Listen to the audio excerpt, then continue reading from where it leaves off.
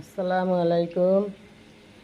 আমি ডিম দিয়ে পাউরুটি ভেজে নেব। ডিম গুলিয়ে নিয়েছি গোলমরিচ একটু লবণ দিয়ে।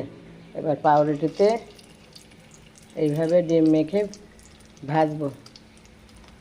সন্ধেবেলা কি বিকেলবেলা চার সাথে খেতে খুব মজা লাগে, ভালো লাগে।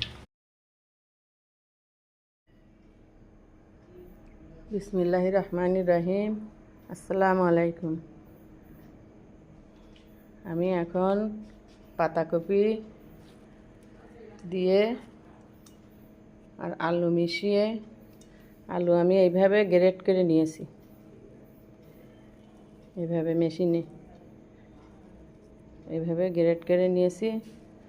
পাকোড়া বানাবো আলু পাতাকপি দিয়ে। এইভাবে মাখিয়ে নিয়েছি। আমি একটু কর্নফ্লাওয়ার দিয়ে দেবো, এগুলো দিলে একটু মচমচে হয়। এইভাবে এইভাবে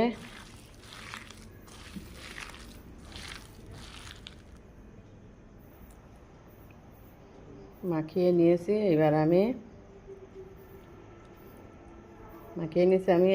এইভাবে বানাবো।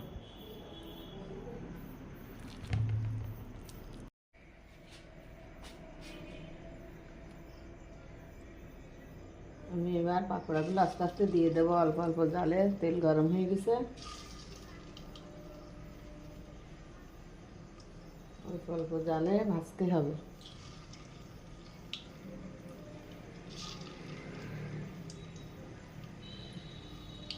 মাছ করে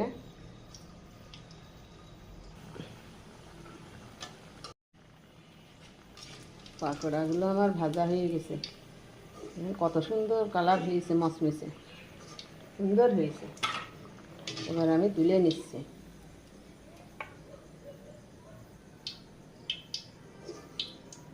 কত সুন্দর কালার হয়েছে।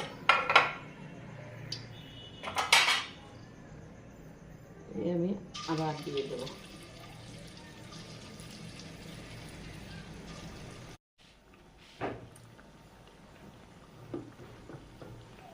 পাকোড়া আমার ভাজা হয়ে গেছে।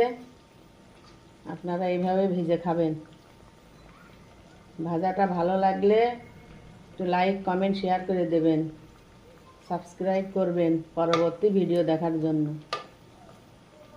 চায়ের সাথে বিকেলবেলা সন্ধ্যাবেলা খেতে খুব ভালো লাগে। আমার হয়ে গেছে ভাত।